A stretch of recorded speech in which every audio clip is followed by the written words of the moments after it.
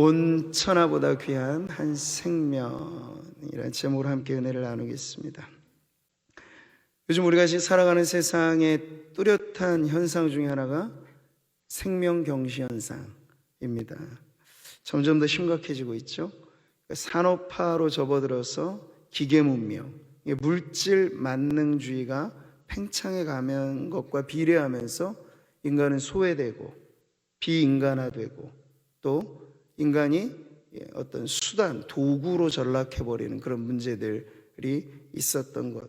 근데 지금 우리가 이제 더욱더 거의 이 물질, 인간 자체가 곧 물질이라고 가르치기도 하니까, 유물론이라는 게 그렇잖아요. 근데 거의 기계적으로 아이들은 어릴 때부터 디지털 문화에 익숙해져서 지금 이제 아마 성도님들이 스마트폰 하나 잃어버리면 삶이 거의 마비가 될 겁니다. 여기에 금융정보가 있고 여기에 모든 전화번호, 부부지간에 핸드폰 번호 외우시는 것도 이제 갈수록 어려워지실걸요?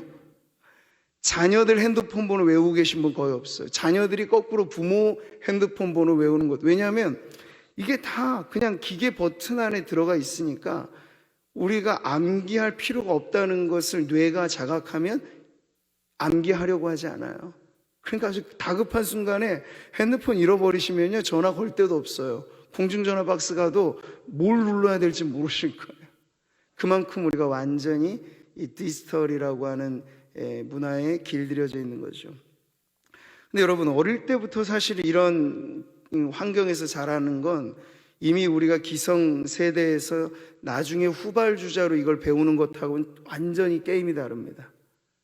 그러니까 어린 자녀들에게 있어서 이 디지털 문화는 거의 호흡과 같이 되어지는 것이죠. 그래서 가상과 현실이 막 혼재된 세상을 점점 더 만들어가고 있잖아요. 증강현실이라는 말 들어보셨을 텐데, 이런 일상의 현실에 디지털 기기를 대입해서 없던 3차원의 영상을 거기에 입혀버리는 거예요.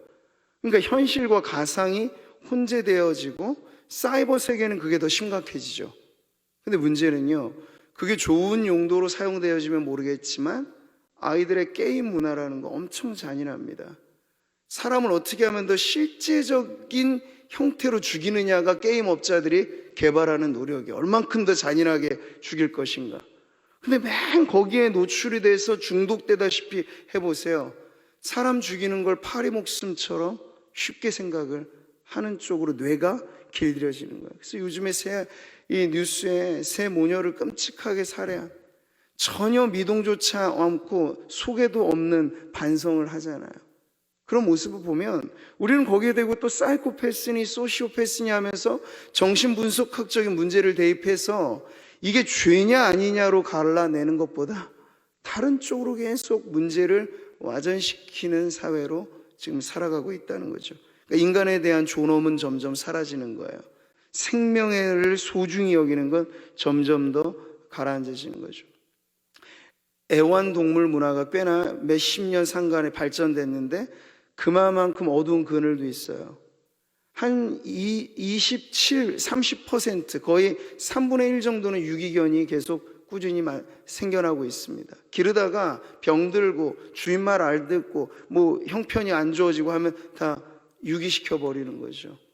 근데 그런 부분들, 그냥 유기시키기만 하면 모르겠는데 잔인하게 학대를 해요, 동물들을.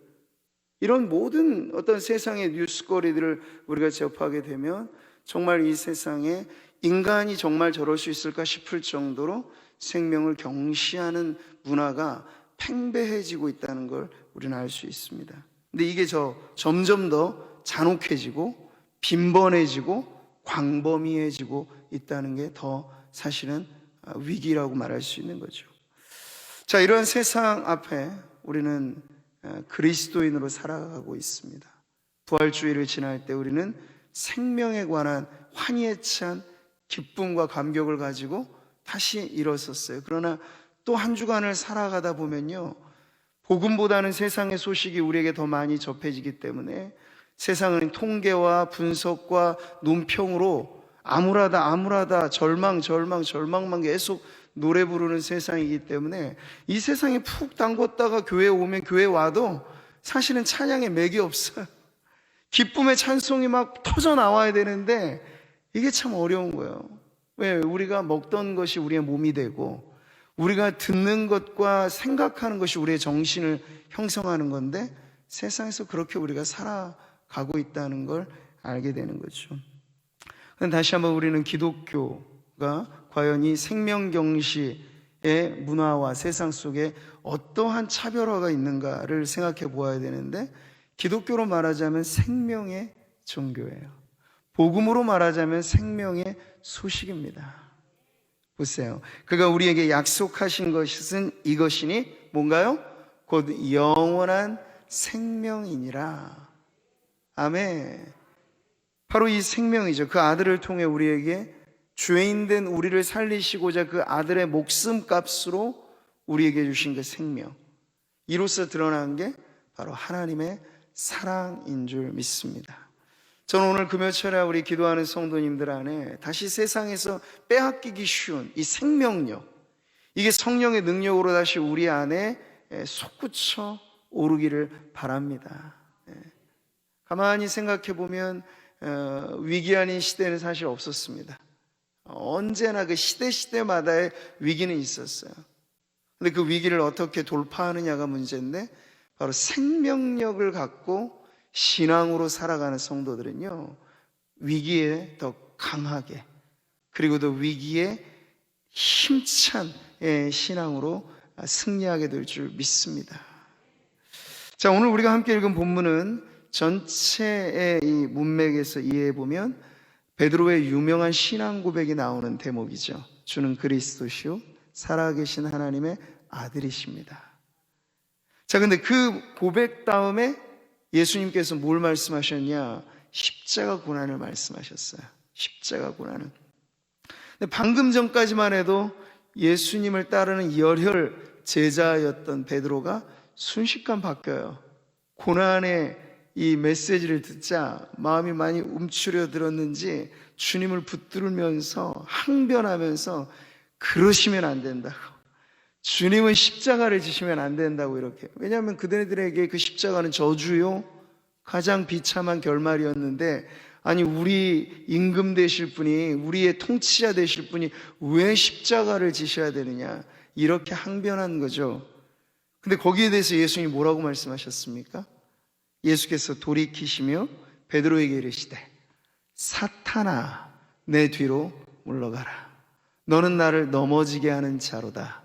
내가 하나님의 일을 생각하지 아니하고 도리어 사람의 일을 생각하는도다 하시고.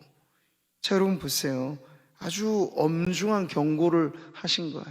그러니까 예수님께서 얼마나 즉각적으로 아주 민감하게 반응하시는가를 우리는 알 수 있죠. 근데 여러분, 예수님이 말씀하신 건 베드로를 보시면서, 근데 베드로가 말한 그 내용 안에 매우 마귀적인 유혹이 감지되었기 때문에 예수님의 레이더망에 딱 직격탄을 날리신 거예요. 사탄아 하면서. 근데 마귀적인 건 여러분 어떤 것입니까? 예수님 말씀을 들어보니까 하나님의 일을 생각하지 않고 사람의 일을 생각하는 게 마귀적인 거라고 예수님께서 아주 단호하게 말씀을 하신 거죠. 자, 그런데 여러분, 이런 베드로의 모습이 베드로만의 문제는 아닐 것이에요. 우리도 정말 예수님 앞에 이 한 번 바치리라 뜨겁게 헌신을 다짐해도 얼마 지나지 않아서 뒤집듯이 손바닥, 그런 마음이 엎치락 뒤치락하고 하루에도 수없이 요동치는 물결 같은 게 우리의 마음이에요. 그러니 여러분, 신앙하며 산다는 건 자기 자신에 대하여 자만하지 않는 것이고, 오히려 늘 하나님 앞에 하나님의 은혜를 간구하면서 주님, 내 마음을 지킬 힘이 나에겐 없습니다. 성령님, 나를 도우사 내 믿음이 떠나가지 않게 하여 주옵시고. 그래, 짧게 여러분 마음에 산란하고 막 생각이 복잡하고 그럴 때 짧은 기도가 효과가 있어요. 주님, 나를 도우소서. 내가 미혹되지 않게 하여 주옵소서. 막 이렇게 짧게, 이걸 막 화살 기도라고도 표현을 하는데 그렇게 쏘아 올리는 거예요. 하나님, 나를 도우소서. 근데 그렇게 우리가 깨어 기도하는 것만이 우리의 마음을 은혜로 지키는 비결입니다. 자, 오늘 말씀이 바로 이런 맥락에 있다는 걸 여러분 이해하신다면 예수님께서 그렇게 호되게 베드로를 꾸짖으신 다음에 하시는 말씀, 그래도 예수님, 당신은 자신의 길을 걸어가야 하겠다고 말씀하셨어요. 그 길이 무슨 길입니까? 십자가의 길이죠. 근데 예수님 혼자만 가시는 길이라고 말씀하시지 않고 지금 말씀을 들어보니 제자, 성도들도 따라와야 될 길이 십자가 길이라 하고 이렇게 말씀하시는 거예요.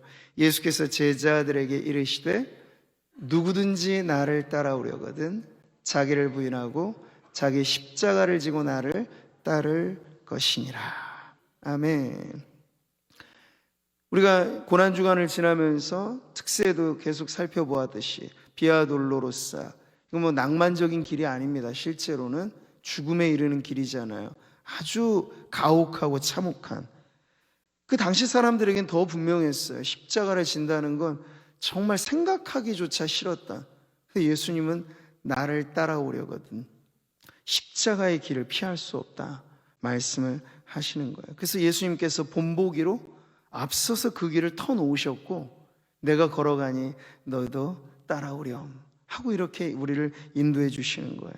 자, 그런데 여기에 바로 우리는 기독교 진리가 가르쳐주는 역설을 보는 거죠. 왜냐? 명백히 죽음으로 나아가는 길인데 주님이 그 길을 걸어가셨는데 그 길의 끝이 죽음이 아니라 새로운 생명으로 역전되는 기적을 우리가 보았기 때문에 그런 거예요. 다른 결말을 주님 말씀하시는 거죠. 이렇게 누구든지 제 목숨을 구원하고자 하면 잃을 것이요 누구든지 나를 위하여 제 목숨을 잃으면 찾으리라. 잃으면 잃으리라가 세상의 법칙이라면 복음의 진리의 법칙은 잃으면 찾으리라. 죽으면 살아나리라. 여러분 이것을 믿으시기를 바랍니다. 우리가 살아가는 세상은 이것과 정반대 길을 걷고 있어요. 살려고 발버둥 치는 세상이죠.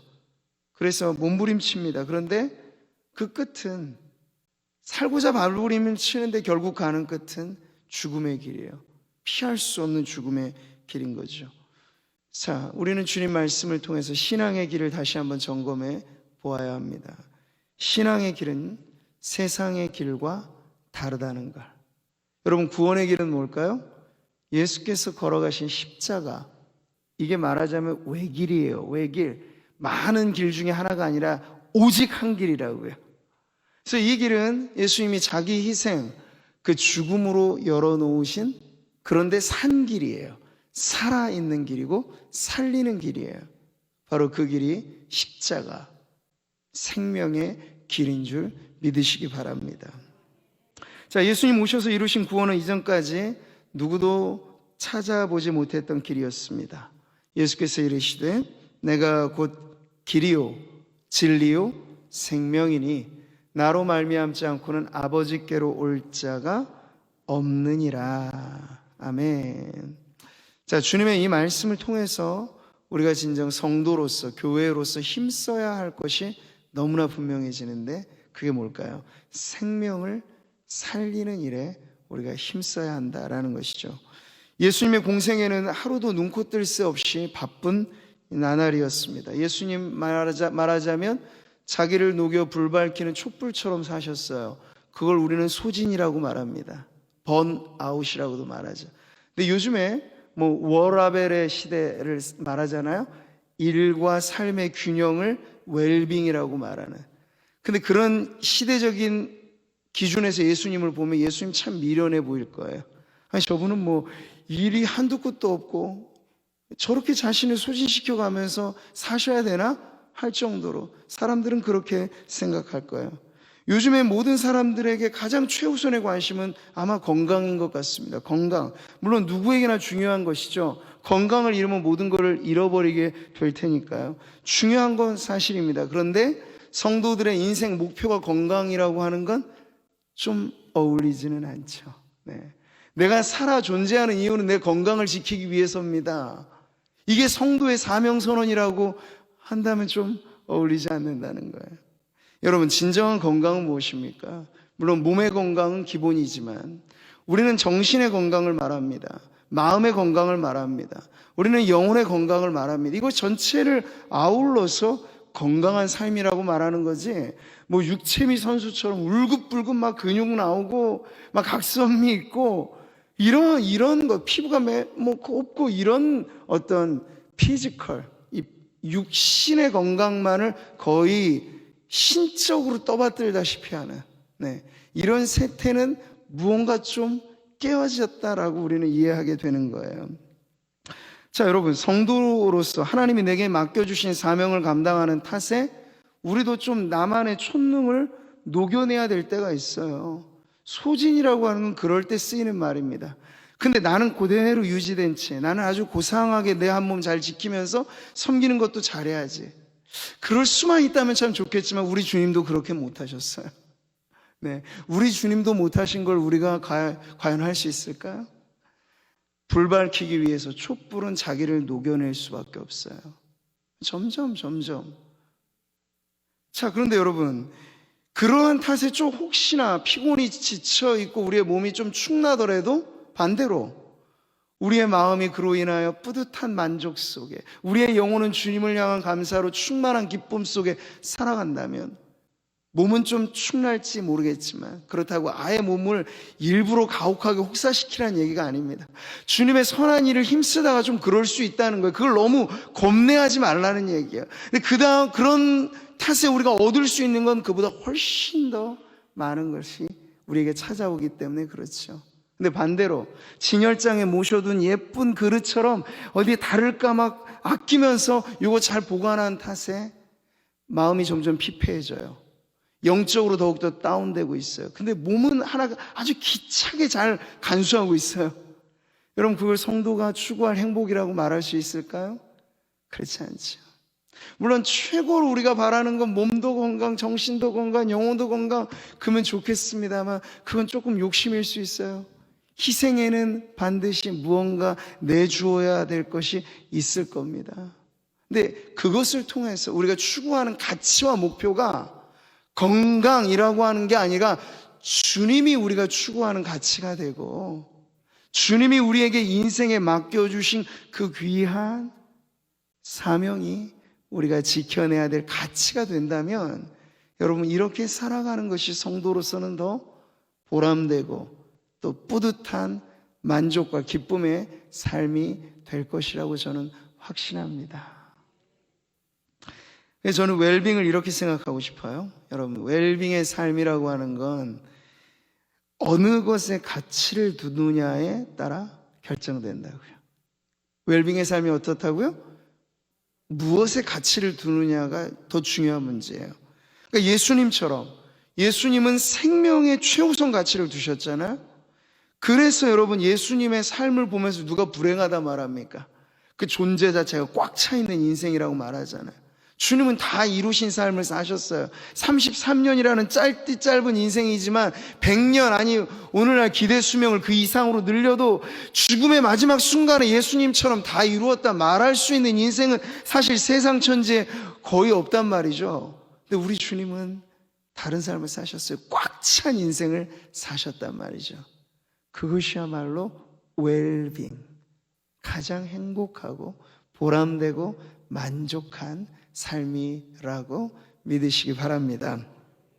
인자가 온 것은 잃어버린 자를 찾아 구원하려 함이니라. 예수님은 현대인들이 살아가듯 그런 의미로서 바쁘게 사신 건 아니에요. 막 분단위로 쪼개면서 막 스케줄이 거미줄처럼 얽혀있는 그런 것은 아니지만 아주 뚜렷한 목표를 가지고는 사셨어요. 그게 바로 생명을 살리는 일을 위해서 자신의 시간과 자신의 온 체력을 다 바쳐서 사셨다고요. 우리가 다른 가까운 마을로도 가자. 거기서도 전도하리니 내가 이를 위하여 왔노라. 아멘. 예수님이 아주 뚜렷한 인생의 목표를 이렇게 분명하게 말씀하신 대목이 어디 있나요? 내가 이를 위하여 왔노라 말씀하셨잖아요. 주님이 분명하게 말씀하신 건 몇 안 되는데, 인자가 온 것은 섬김을 받으려 함이 아니고 오히려 섬기려 하고 자기 목숨을 많은 사람의 대속물로 주려 함이라 할 때 주님이 오신 목적을 말씀하셨고, 오늘 또 이렇게 내가 이를 위하여 왔노라, 생명을 살리는 복음 전도의 사역을 위해서 주님이 오셨다고 말씀을 하셨습니다. 사랑하는 성도 여러분, 우리가 지금 이 봄철에 생명이 약동하는 이 계절에 부활절을 맞이하면서 또 이 복음에 관한 이 선한 일에 우리가 기치를 높이 들고 있습니다. 근데 전도 하면 성도들에겐 참 들을 때마다 이게 풀기 어려운 숙제처럼 들려질 때가 많아요. 근데 여러분, 전도는 어렵기로 말하자면 그러면 한없이 어려운 것이겠지만, 그럼 우리가 아주 단순하게 이 전도를 생각하면, 여러분, 전도라고 하는 건 십자가의 도를 전하는 것인데, 이 십자가의 도를 누가 전할 수 있겠습니까? 바로 자기 자신이 예수님의 말씀대로 십자가 길을 걸어가면서 이 길이 산 길이다, 이 길이 외길이다, 이 길이 생명길이다 라고 하는 확신을 갖고 살아가게 되면요, 그렇지 않아요.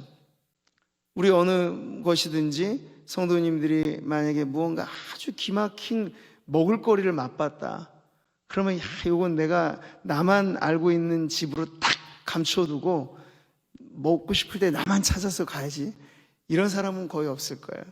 맛있는 음식에 눈이 확 떠지면요, 다음에는 우리 사랑하는 남편 또 아내 가족들이랑 다음엔 꼭 한번 와야지, 나랑 친한 그 성도님이랑 한번 꼭 와야지, 이게 아주 자연스러운 반응 아니겠습니까? 근데 전도도 이런 거예요. 우리가 먼저 맛보면, 복음이 우리가 얼마나 기쁜 소식이다라고 하는 것에 환하게 마음이 열리게 되면요, 그 다음부터는 사실 너무나 어렵지 않은 게 전도라고 하는 것을 알게 될 것입니다. 여러분, 만약 손꼽히는 명의가 있어서 그 사람이 손대는 곳마다 정말 죽어가는 사람도 벌떡벌떡 막 일으킨다더라 하면 온 세상에 난리가 날 겁니다. 문전성시를 이루면서 거기는 대박이라 하겠죠. 지금도 각 분야의 전문가들, 허리 수술 잘하는 사람, 무릎 수술, 요즘엔 다 전문가 시대니까 눈 수술 잘하는 사람 다 따로 있어서 예약 한번 잡으려면 명의는요 1년치 예약이 거의 다 잡혀져 있어요. 그것도 비수도권이. 수도권으로 들어가면 1년이 뭐예요? 거의 한 2년치 스케줄이 빽빽하게 잡혀서, 그만큼이나 사람들은 이 세상에서 몸 고장난 거 조금 고쳐주는 사람들도 그렇게 대단하게 막 떠받들여 준단 말이죠. 그런데 여러분, 우리의 몸의 한 부분이 고장나고 우리의 정신이 어느 부분이 조금 상담을 필요로 하다, 이런 문제보다 죄라고 하는 바이러스에 영혼이 완전히 감염돼서 더 이상 회생불능, 이건 정말 앞으로 남은 시간이 얼마 안 됩니다. 얼마 남았습니까? 60년 남았습니다. 얼마 남았습니까? 70년 남았습니다. 이게 길게 느껴지는 게 문제겠지만요, 그렇게 영혼의 질병으로, 죄라고 하는 질병으로 죽음 날짜 받아두고 살아가는 그 운명보다 더 끔찍한 것은 없단 말이죠. 근데 우리 예수님은 그저 우리의 몸의 한 부분을 고치시는 정도의 명의가 아니고 우리의 영혼을 살리는 분이라고요. 그분에게 먼저 죽을 내 인생이 고침받은 감격만 우리 안에 여러분 잃어버리지 않고 산다면, 우물가에 물 기르러 왔다가 예수님 만나고 우물 그릇 내동댕이 치고 자기 마을로 가서 내가 행했던 이 일을, 나에게 알려진 그 일을 보라 하면서 자기가 뭐 하러 왔는지조차 깜빡 잊을 정도로 예수님을 만난 기쁨이 너무나 황홀하고 너무나 대단해서 자신의 부끄러운 과거도 부끄럽지 않게 알리면서 이가 그리스도가 아니냐 하면서 다시 사람들을 데리고 왔던 그 여인이야말로 오리지널 전도자인 거예요. 많은 것을 배우고 아주 빠삭하게 모든 걸 알아서가 아니라 예수님을 만난 그 만남의 현장에 있는 사람이 전도자가 되는 겁니다. 너무나 사실 간단한 방법이죠. 진실로 너희에게 이르노니 죽은 자들이 하나님의 아들의 음성을 들을 때가 오나니 곧 이때라. 듣는 자는 살아나리라. 아멘. 전도라고 하는 건 그 주님의 음성을 들려주는 거예요. 똑똑똑 주님이 녹화하시잖아요. 문 밖에서 누구든지 내 음성을 듣고 문을 열면 내가 그에게로 들어가 그로 더불어 먹고 그는 나와 더불어 먹으리라. 문이 열리면 결정은 나는 거예요. 근데 우리가 그 문을 열어줄 수는 없겠죠. 근데 우리는 주님의 음성을 이 복음에 실어 들려주기만 하면 돼요. 그 다음에는요, 주님의 그 음성이, 주님의 그 말씀이, 복음의 진리가 역사를 합니다. 여기에 대한 확고한 믿음이 흔들리지만 않아도 우리는 언제 어디 누구를 만나든지 정말 겁먹을 것 없이 담대하게 이 복음을 전하는 전도자의 사명을 감당할 수 있을 것입니다. 누구든지 주의 이름을 부르는 자는 구원을 받으리라. 그러니까 그 입에서 예수 이름 하나 나오지 못했던 인생에게 예수의 이름이 불려진다는 건 기적이에요, 여러분.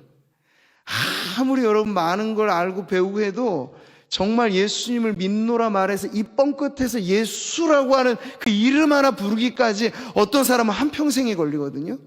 이게 어마어마한 일이라고요.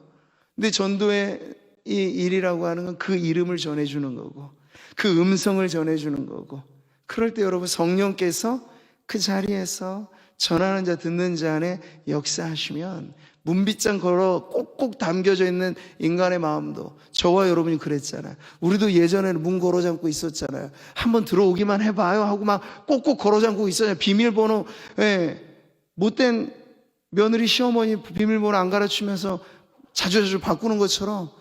죄송합니다. 이게 우리 중에는 그런 며느리들이 없으실 거라고 생각했어요. 우리가 그랬다고요. 마음의 비밀번호 막 바꿔가면서 꼭꼭 주님 앞에 우리 마음 걸어 잠궜는데 어느샌가 그게 열린 거예요. 그래서 우리에게 예수님을 빼면은 별로 이야기거리가 신통치 않은 그런 성도들이 되어버린 거예요. 근데 우리도 그랬으니, 나 같은 죄인도 그렇게 변화됐으니 주님이 못 고칠 인생이 어디 있겠는가? 까다롭고 어려운 사람 대하고 저 사람도 예수 믿을까? 그게 좀 힘들게 여겨주시면 자신을 보세요. 나도 예수 믿었는데 저 사람도 예수 믿지. 하나님이 은혜를 주시고 성령이 역사하신 복음이 들려지면 믿음은 들음에서 난다고 했으니까. 전도는 그런 점은 쉬운 거예요. 그냥 들려주는 거예요. 억지로 마음을 깨부수는 게 아니고 우리는 들려주는 그 역할을 하는 거죠. 저는 교회 안에 이런 확신이 있어야 된다고 믿습니다. 교회는 바로 이렇게 듣는 자는 구원받는다, 예수의 이름이 영혼을 살리는 이름이다라고 하는 그 확신 가운데서 복음의 선포를 계속해서 이어가는 거죠. 그러니까 하나님 언제고 귀하게 쓰시는 교회는 분명해요. 다른 거 잘 안 해도, 잘 못해도 복음의 확성기로서 역할을 하기만 하면 주님은 그 교회를 귀하게 쓰실 겁니다. 반대로 다른 건 아주 잘해요. 근데 복음에 있어서는 제구실을 못해요. 그러면 교회가 뭐가 될까요? 사교 클럽이 되는 거예요. 교회는 워낙에 구조선으로 원래 출발을 했는데 그냥 자기들끼리 노는 유람선 돼버리는 거예요. 그러지 않도록 우리는 언제나 주님의 손에 들려진 복음의 확성기가 되어야 될 줄 믿습니다. 그러니까 저는 성도들이 언제나 예배 현장에 우리가 전도하고자 하는 자들을 초대하는 걸 권해요. 왜냐하면 우리의 예배 현장에는 어느 자리에든지 예수의 이름이 선포되고 이 복음이 외쳐지는 자리이기 때문에 그렇죠. 그래서 그냥 전도를 위해 또 다른 집회를 만들다 이런 방식보다도 저는 평상시 우리가 드리는 예배 자리에 데려오세요. 그러면 듣게 될 것이고 듣게 하세요. 그러면 열려질 것입니다. 그렇게 여러분 구원을 받으면 낯설지가 않죠. 처음부터 왔는데 예배 현장이고 거기서 들었던 게 복음이고 그래서 예수님 믿게 되면 나중에 너무 자연스럽게 동화가 되는 거예요. 근데 요즘에 교회가 하는 방식들은 뭡니까? 믿지 않는 사람 눈높이에 맞춘다고 하면서 완전히 무슨 디너쇼급으로 따로 뭔가를 만들어요. 그래서 교회하고는 아주 이질적인 뭔가를 만들어요. 그래서 거기서 정말 다 홀리듯이 사람을 이렇게 빼내요. 그 다음에 이제 예배 현장으로 오게 하면 낯설어지는 거죠. 야, 이게 뭐야? 나 예전에 내가 교회를 경험한 건 디너쇼 현장이었는데 지금 하니까 사람들이 난리 법석이네. 믿지 않는 사람 입장에서는 그렇게 생각이 될 거라고요. 처음부터 여러분 원색적이나마 복음이 들려지는 현장에, 우리가 복음으로 하나님을 찬양하고 예배하는 그 현장에 데려오시는 게 멀리 돌아가지 않는 비결이라고요. 그러한 확성기 역할을 우리가 감당할 때 우리 구미 상모교회가 이 위기의 시대에 더 빛을 발하는 사명이 이끄는 교회가 될 줄 믿습니다. 자, 생명을 경시하는 풍조에 대해서 말씀을 드렸는데, 이걸 아예 적극적으로 막 생명을 빼앗는 것도 죄지만, 저는 오늘 우리 안에 은근히 스며들어 있는 소극적인 죄에 대해서 성도들은 더 심각하게 생각해야 된다고 봅니다. 왜? 성도들이 적극적으로 막 어디 가서 사람 지금 예배하면서 누구 죽이고자 하는 계획을 하는 분은 안 계실 거란 말이죠. 근데 여러분, 이것으로 만족해서는 또 안 돼요. 왜냐하면 생명을 중시하는 일에 우리가 헌신을 하지 않은 채, 야, 나는 그래도 해코지 하지 않잖아, 나는 누구에게 피해를 주며 살고는 있지 않잖아, 이게 우리의 만족이 되면 안 돼. 남에게 도움을 주는 게 목표가 돼야 되죠. 남에게 피해를 안 끼치는 게 내 인생의 사명이다. 이거 너무 사실 성도로서는 좀 비극적인 것 아니겠습니까? 우리의 소극적인 죄라고 제가 말씀드리는 건 바로 그거예요. 생명을 낳는 일에, 생명을 기르는 일에 우리가 적극적으로 헌신하지 않고, 아, 나는 그냥 이대로 잘 살고 있다라고 하는 자기 만족은 매우 위험한 것일 수 있다 하는 거죠. 연인지간이 발전돼서 부부가 되죠. 부부면 끝일까요? 부부가 발전되면 부모가 되어야 합니다. 이게 하나님의 가장 이상적인 가정의 그림이에요. 근데 요즘에 뭔가 고장났죠. 연인지간에서 부부지간 가는 것도 지금 이제 안 하겠다고요. 아, 우리는 연인으로 평생 살듯이 그렇게 동거만 할 거야, 아니면 그냥 그렇게 데이트하듯이 서로 사귀기만 할 거야, 이렇게 생각하는 풍조들이 만연해요. 근데 간신히 결혼까지 고린하긴 했어요. 근데 그 다음에는요, 결심하고 부모가 안 되겠다고 작심하는 사례들이 많아요.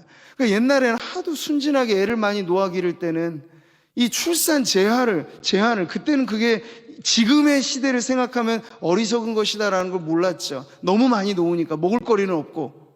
그래서 막 둘만 나 잘 기르자, 이런 게 이 공익 광고 캠페인이었어요. 근데 둘에서 이제 막 하나로 줄어들죠. 근데 지금은요, 무자식이 상팔자, 우리끼리 잘 살아보세, 이런 거예요.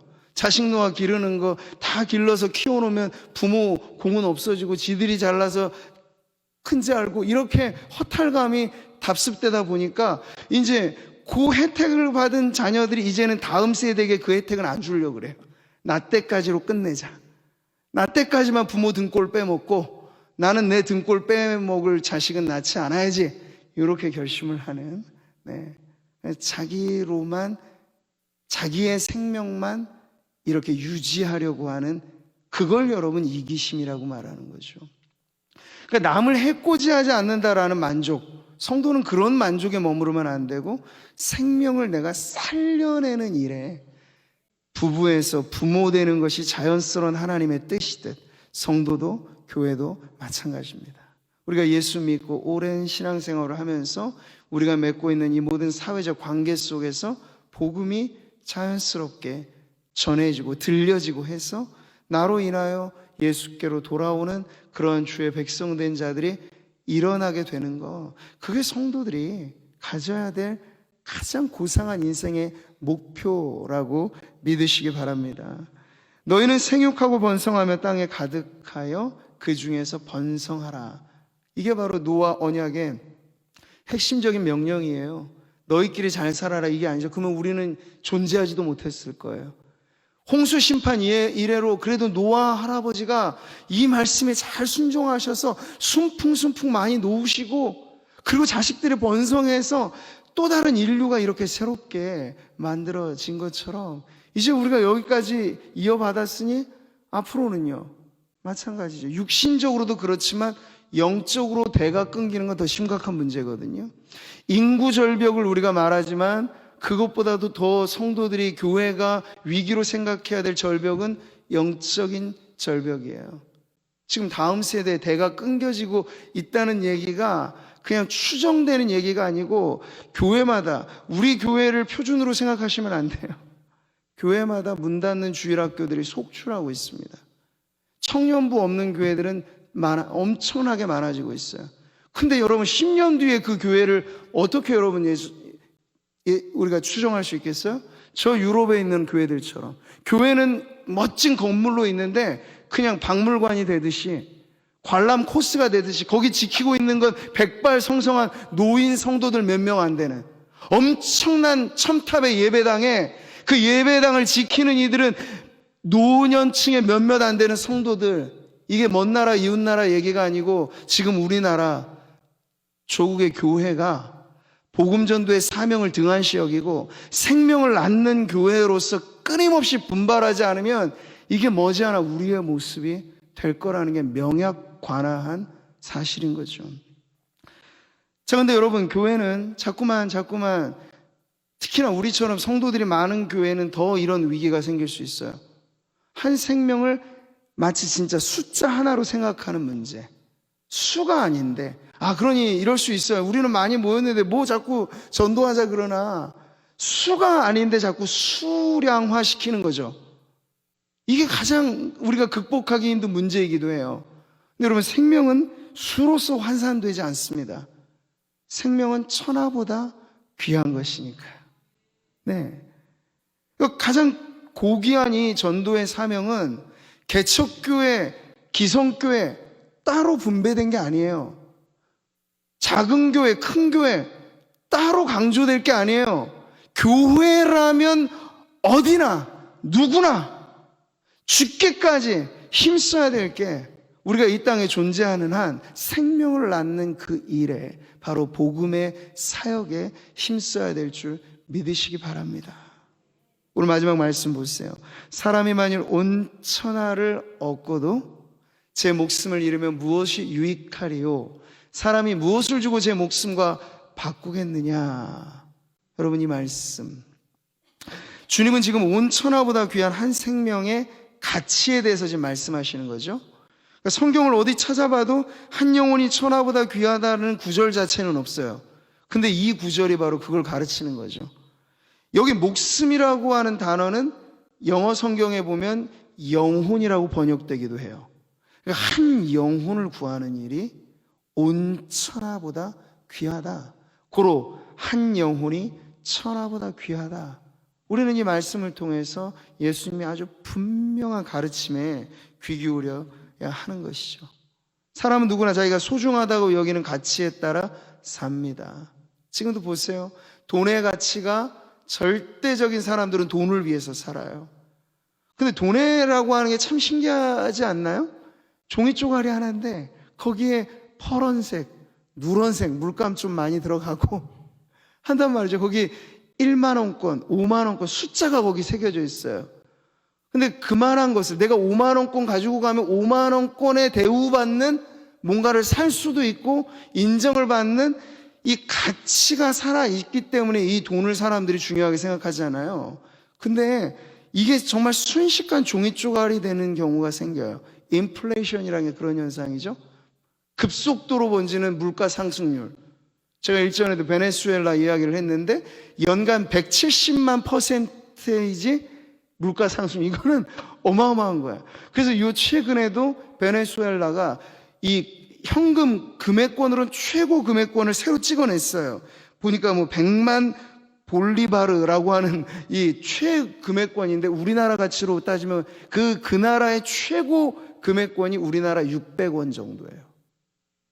그러니까 정말 사람들이 색종이 사는 돈보다 돈 자체가 값어치가 떨어지니까 돈으로 종이 접기를 해요.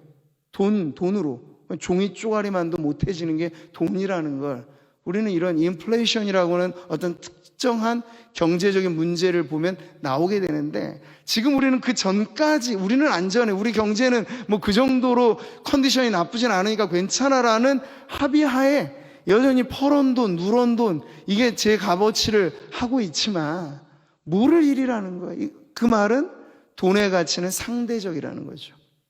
절대적이지 않아요. 파 한 단도 시장에서 거래되는 것에 따라서 올라갔다 내려갔다 하잖아요. 그러면 돈 하나 가지고 살게. 옛날에는 10,000원짜리 하나 가지고 가면 이것도 사고 저것도 사고 뭐 한 끼 반찬거리 사고 막 이런 적이 있었는데 지금은 어려운 거예요. 네. 그렇게 우리나라도 지금 엄청나게 경제가 불안정한 이 시대를 살고 있으니까 돈의 가치가 점점 더 떨어져 간다. 정말 힘들게 돈을 벌어도 쓰려고 하면 쓸 게 없다. 이게 모든 서민들이 하소연하는 고통이잖아요. 자, 그럼에도 불구하고 돈 때문에 산다? 이건 매우 불안정한 거예요. 나를 절대 책임져 주지 않는 이 돈의 가치에 내 목숨을 건다? 이건 매우 어리석은 거예요. 우리에게 있어서는 주님이 말씀하신 대로 그 이상의 가치가 우리의 인생을 지탱하는 값어치가 되어야 될 줄 믿습니다. 그리스 신화에 등장하는 미다스라고 하는, 미다스의 손이라는 말 들어보셨죠? 되는 족족 황금을 만드는 손. 근데 이게 기적이고 이게 축복인 줄 알았는데 웬걸요? 그 미다스가 좋아요. 만지면 이거 잡는 즉시 금 마이크로 만들어요. 좋습니다. 얼마나 놀라워요. 근데 제가 물을 마시고 싶어서 딱 잡는데 이게 금덩어리가 된다면 어떻게 될까요? 저는 다행히 미다스 손이 아니기 때문에 물을 마십니다만 물을 못 마시는 거예요. 밥을 먹으려고 하는데 밥이 금이 돼버려요. 축복이 아니라 저주라는 이야기죠. 그러니까 적당선에 있어서 우리가 사는 동안 아굴의 기도처럼 너무 부하게도 마시고 너무 가난하게도 마시고 성도로서 적합한 정도의 경제 생활에 우리는 만족하고, 그러나 더욱더 중요한 것은 하나님, 내 생명을 걸 만한 가치는 무엇입니까? 라고 물어볼 때 그것이 돈이 아니고, 하나님 나라에서는 종이 쪼가리 정도도 안 되는 명예도 아니고 권력도 아니고, 권력이 얼마나 무상한가를 여러분 보시라고요. 그 몇 년짜리 보장된 그걸 위해서 사람들은 자기의 모든 명예 걸고 다 쏟아붓잖아요. 근데 그 자리가 나중에는 쇠고랑 차는 자리가 되고, 그 자리가 나중에는 오히려 자손 대대로 불명예스러운 자리가 되는 게 권력인데, 사람들은 여전히 그 가치를 위해서 자신의 모든 걸 올인시킨단 말이에요. 근데 그게 아닙니다. 오늘 주심은 쇠하지 않고 썩지 않는 가치를 말씀하세요. 생명을 살리는 값어치에 대해서. 한 생명을 구하는 자, 온 세상을 구하는 것이다. 참 멋진 말이죠. 이거 탈무드에 나오는 말인데, 영화 쉰들러 리스트, 오스카 쉰들러라고 하는 실존 인물을 바탕으로 만들어진 영화잖아요. 1,100명의 유태인을 그가 가진 재산을 다 털어서 살려냈어요. 그러니까 마지막 대목에 이르는 장면에서 그 구출된 유대인들이 쉰들러에게 고맙다는 인사의 표시로 반지 하나 가락지 만들어주는데 그 안에 새겨놓은 글자가 바로 이거예요. 한 생명을 구하는 자, 온 세상을 구하는 것이다. 육신의 생명도 그렇다면 여러분, 우리가 전도하고 복음을 전한다는 건 그저 살다 죽을 육신의 생명만이 아니고 영원한 생명에 관한 것입니다. 천국 가서 가장 영광스러운 면류관이 무엇일까요? 바로 그 생명의 값어치를 빛내고 나의 생명, 또 다른 생명으로 놓아 기른 그 결과가 바로 천국에서 우리가 누리게 될 영광의 면류관이 될 줄 믿습니다. 오늘 이 말씀을 통해서 저는 우리 교회가 다시 한번 새로운 이 봄과 또 부활의 절기와 다시 한번 이 복음으로 약진하는 이 시즌에 생명 살리는 일에 내 한 몸 드리리라, 그리고 생명의 향기가 나는 교회가 되리라 결단하면서 오늘 이 밤에 기도하게 되기를 바랍니다. 제가 지난 주일부터 이렇게 이 작정하는 시간을 보니까 아마 이번에는 2주간 작정 기간을 딱 드리고 하니까 초반에는 시동이 잘 안 걸리신 분들이 있더라고요. 딱 보시면서 얘가 다음 주까지니까 뭐 좀 봐야지. 그 2주간에 걸쳐서 우리가 잡는 거니까 괜찮죠. 그런데 중요한 건 이게 연중의 행사니까 그냥 또 오나보다라는 정도로 생각하면 안 될 것이에요. 정말 중요한 건 하나님, 내가 얻은 이 생명, 이 영원한 생명의 가치가 이토록 소중한 건데 이거 나만 갖고 착복하듯이 나만 가지고 있지 않고 이거 좀 나누라고 하시니 하나님, 제가 이번 기회에 나누겠습니다 하고 영혼으로 낳은 생명처럼 우리가 작정을 하고 우리 주변에 그 이름을 적는 건 사실 어려운 일이 아니에요. 근데 우리는 거기에 뒤따르는 수고가 걱정이 되어서 이름 적기가 주저되는 것이죠. 근데 여러분, 그 수고, 아이를 임신했으면 10달은 길러내야 되죠. 그리고 아이를 세상 밖으로 내놓을 때 진통은 따르는 것이죠. 근데 그럼에도 불구하고 생명이 소중하기 때문에 우리는 어찌 보면 미련스러워 보여도 계속해서 여인들은 아이를 이렇게 임신하고 출산하고 하면서 인류의 역사의 대가 끊기지 않게 하는 것처럼 오늘 우리 교회의 대도 마찬가지로 끊김없이 이어지게 되려면 누군가는 수고의 잉태를 하고 누군가는 출산의 이 수고를 하면서 생명의 향기가 우리 교회에서 계속해서 뿜어져 나오는 그런 교회가 되기를 소망합니다. 오늘 이 자리에 모인 우리 성도님들이 바로 그 일에 부르심을 받은 주님의 귀한 백성으로 우리가 먼저 이 생명의 값어치에 하나님 앞에 감사하고 또 이것을 나누고 절하는 주님의 말씀 우리가 기도하면서 따르리라 결단할 때 바로 이 자리에 계신 성도님들 한 분 한 분에게 아름다운 그리스도의 향기가, 생명의 향기가 넘쳐나게 될 줄 믿습니다.